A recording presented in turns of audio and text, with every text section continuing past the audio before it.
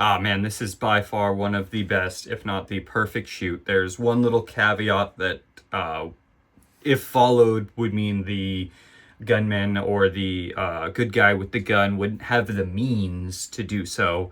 But in this case, it seems everything's going the right way as it should. A Louisiana bar robbery ends with an armed patron shooting a masked gunman. Armed robbery in Louisiana did not go the way the masked gunman had probably hoped it would. Starting out strong, starting out well. According to the Jefferson Parish Sheriff's Office, 45-year-old Terrell Williams of Haverly, Louisiana, entered the Marrero Bar on 4th Street wearing a ski mask and gloves, wearing the proper attire just for everything to go the way he needed. Miles began demanding money from the bar, walking around the bar counter while flashing a gun. So not only does he look the part, he's also acting a fool, flashing his gun, which in many ways, in my opinion, is already threatening enough. It was when he took an undisclosed amount of cash that the patron in the bar took matters into his own hands.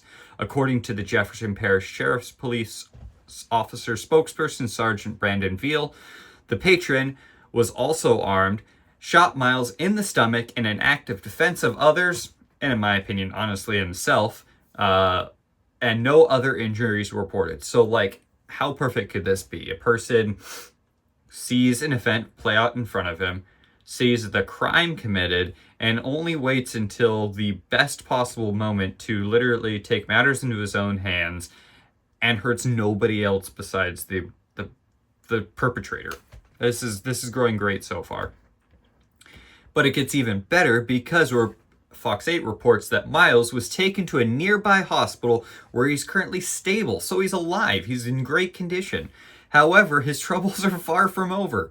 Authorities say he will be booked with armed robbery for being a convicted felon in possession of a firearm. So, like, not only is he walking into a bar with a gun wearing a mask and ski gloves, probably shouldn't have the gun in the bar because most places, including Louisiana, typically prohibits carrying a firearm in businesses where 50% of the revenue is generated from alcohol, as is pretty typical in a lot of states. But he's also a convicted felon, so he has a gun that he really, theoretically, according to the law, shouldn't have. But of course, he's not going to listen to that. He's not going to listen to the sign on the door either, so he's going to go into where he thinks soft targets are to get easy money. But not everybody listens to those signs either. So, Terrell Miles found out the hard way. He's a convicted felon and he's going to be booked with armed robbery and being possession of a firearm. The patron who acted in self-defense is reportedly not facing any charges, which is great. So, like, not only did this guy not follow that sign either, but he also, in many ways, saved the situation altogether.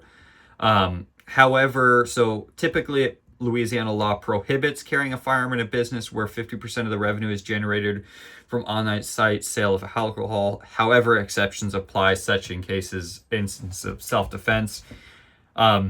It's great that these loopholes exist, but really, why should a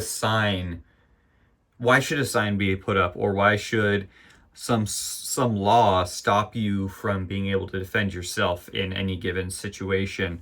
I mean, if in a lot of laws state that you can't even carry a gun if you're intoxicated. So, like, what if you're at your home and something happens while you're under the influence of alcohol or some other legal substance in your state, and somebody breaks into your house? Like, of course you're probably going to try to defend yourself in that situation, and hopefully the police will look at it the way that you want it to.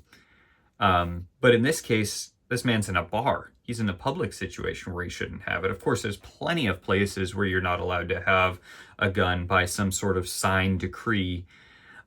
Many states, those signs are nothing more than just a sign, and it's not necessarily 100% illegal. It's just not allowed. But still, some people follow signs, and Why would you strip people of their ability to defend themselves by means of a sign, creating a field of soft targets?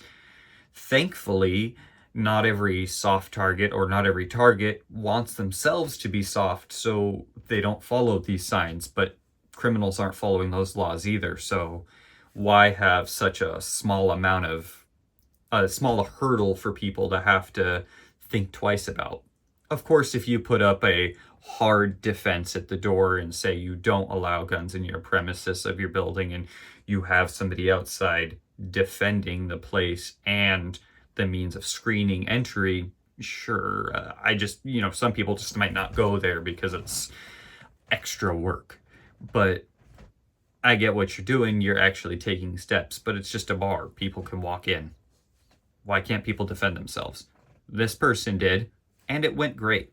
He didn't hit anybody else, and everybody was safe in the end, including the guy he got. He's in stable condition and will be charged for the crimes he committed.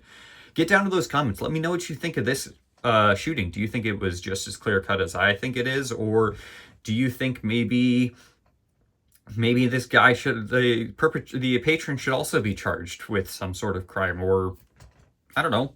Do you think it was probably a little muddier than this?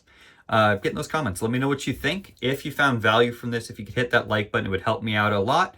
If you want more stories like this, subscribe to Armed Culture. My name is Steven. I would love to bring you more news related to the Second Amendment, to remind you to stay vigilant and always carry a gun to keep yourself protected. I'll talk to you soon. Bye.